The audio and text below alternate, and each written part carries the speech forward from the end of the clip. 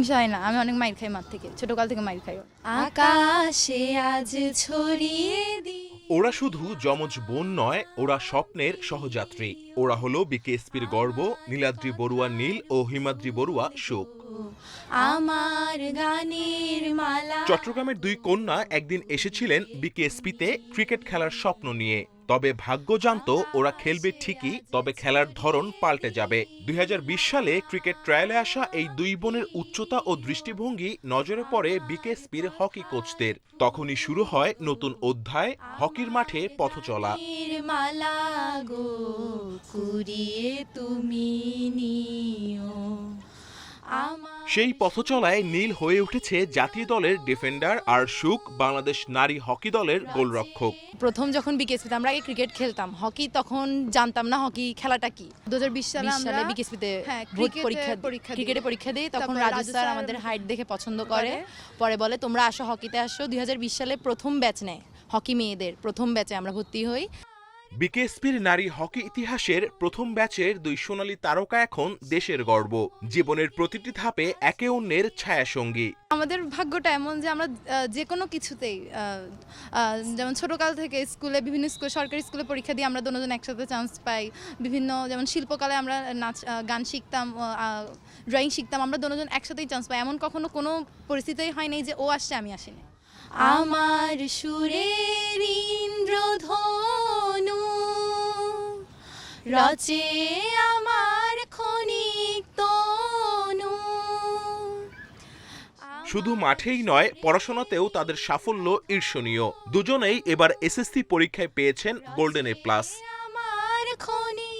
BKSP মানে শুধু মাঠ নয়, এটা একটা জীবনধারা, শৃঙ্খলা, অধ্যবসায়, শিক্ষা আর স্বপ্নের এক পবিত্র মিলন মঞ্চ। বিকেএসপি আসলে একটি অনন্য প্রতিষ্ঠান। এখানে হচ্ছে ডিসিপ্লিন জিনিসটা অনেক আমরা মেনটেন করে চলি।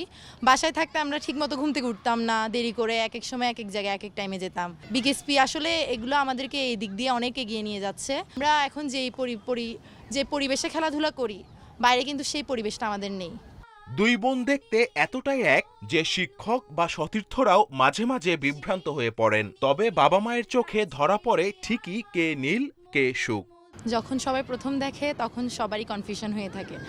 এখন যারা আমাদেরকে প্রতিনিয়ত দেখে তাদের মধ্যে এই কনফিউশনটা নাই। ম্যাডামই একদিন জিজ্ঞেস করতেছিল তোমরা একটু ঘুরে ফিরে আসো, দেখো আমরা তোমাদেরকে চিনতে পারি নাকি। আমরা কিন্তু আলাদাজন গিয়েছি, কিন্তু ম্যাডাম চিনতে পারেনি। আমি ডাইনিং এ লেটে নেমেছি, তারপর ম্যাডাম পরে ওকে ধরেছে তুমি কেন লেটে নেমেছো। তারপর ঘড়ি চেক করে, মানে ও এক টাইপের ঘড়ি পরে, আমি এক ধরনের ঘড়ি পরি। তো ম্যাডাম আমাকে বলতেছে, ওকে দাঁড়া করাই, ম্যাডাম বলতেছে তুমি আজকে কি ভুল করছো আমাকে বলো।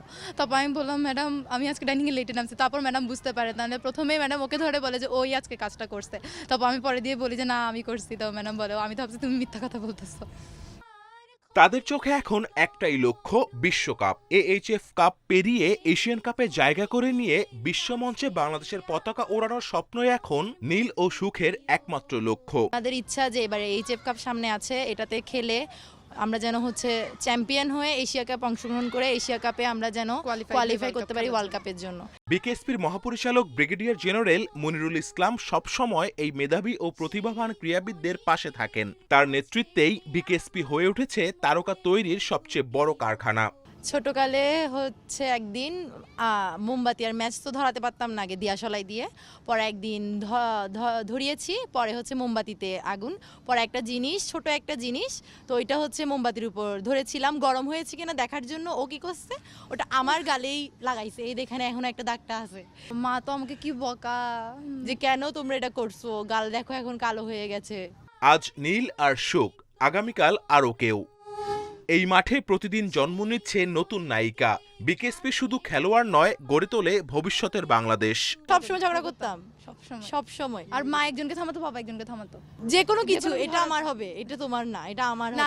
সবচেয়ে বেশি হচ্ছে কি ধর মারামারি হতো, মারামারি কে আগে শেষ করবে, আমি শেষ মাইটটা দিব, আমি শেষ মাইটটা দিব, এমন করতে আমি একটা মাইট দিতাম, ও বলবে যে তুই আগে দিছিস যেহেতু আমি শেষ করবো, পরে আমি আরেকটা দিতাম, এরকম করে করতে করতে শেষ হইতো না। মা বাবা আসতো, মা একজনকে ধরলে বাবা আরেকজনকে ধরতো। মা আমাকে বকা দিত বেশি, আর বাবা কাউকে বকা দেয় না। আমাদের বাবা কাউকে বকা দেয় না। আসলে মা এই জায়গাটা অনেক বড় জায়গা দখল করে আছে, তো বাবা এই ক্ষেত্রে সুযোগই পায় না। BKSP news.